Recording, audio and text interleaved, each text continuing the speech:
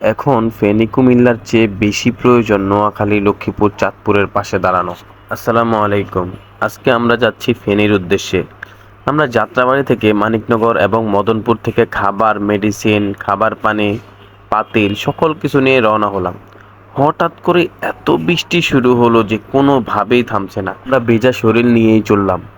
আমাদের প্ল্যান প্রত্যন্ত অঞ্চলের সাধারণ মানুষের কাছে পৌঁছানো, যেখানে সবাই পৌঁছাতে পারে না। কুমিল্লা যাওয়ার পর দেখলাম পানি কমতে শুরু করেছে। আমরা ভাবতে ভাবতে গেলাম যেখানেই খারাপ অবস্থা দেখব সেখানেই খাবার দেব। কুমিল্লার অবস্থা একটু ভালো দেখে চলে গেলাম ফেনী। এত বৃষ্টি হচ্ছে যে আমরা কোথাও দাঁড়িয়ে যে রান্না করব সে অবস্থা ছিল না। অবশেষে একটা মাদ্রাসায় আশ্রয় নিলাম। ফেনী শহরের আশেপাশের অবস্থা একটু ভালো, কিন্তু ভিতরের অবস্থা ভালো না। রান্না শুরু করে দিলাম। মাদ্রাসার হুজুর ছাত্ররা খুবই ভালো, আমাদেরকে সকল কাজে সাহায্য করেছে।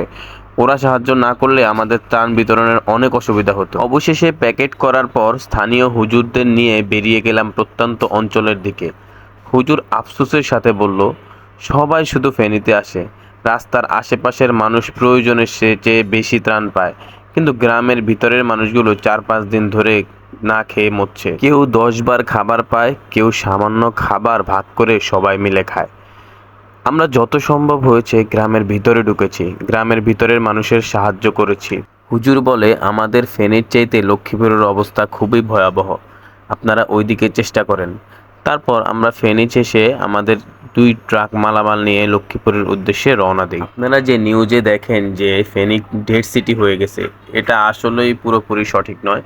কারণ ফেনীর অবস্থা আমরা দেখেছি যে মোটামুটি খুবই ভালো অবস্থা, কিন্তু লক্ষ্মীপুর, নোয়াখালী, চাঁদপুরের অবস্থা খুবই ভয়াবহ। আমরা সবাই ত্রাণ নিয়ে শুধু ফেনীতেই ঢুকছি, কিন্তু কেউ এটা ভাবতেছি না যে লক্ষ্মীপুর, নোয়াখালীর অবস্থা যে কি ভয়াবহ, ওইদিকে ত্রাণের ট্রাকও যাচ্ছে না। এখন কুমিল্লা, ফেনীর চেয়ে নোয়াখালী, লক্ষ্মীপুর, চাঁদপুর এদের ত্রাণ বেশি প্রয়োজন।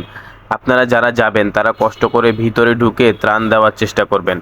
রাস্তার পাশের মানুষগুলো অনেক ত্রাণ পায়, কিন্তু ভিতরের মানুষগুলো পাচ্ছে না। একটু কষ্ট হলেও গ্রামের ভিতরে ঢুকে এই ত্রাণগুলো দিবেন। সবশেষ আমরা সবাই বাঙালি, আমরা সবাই ভাই ভাই, আমরা সবাই মিলেই বাংলাদেশ।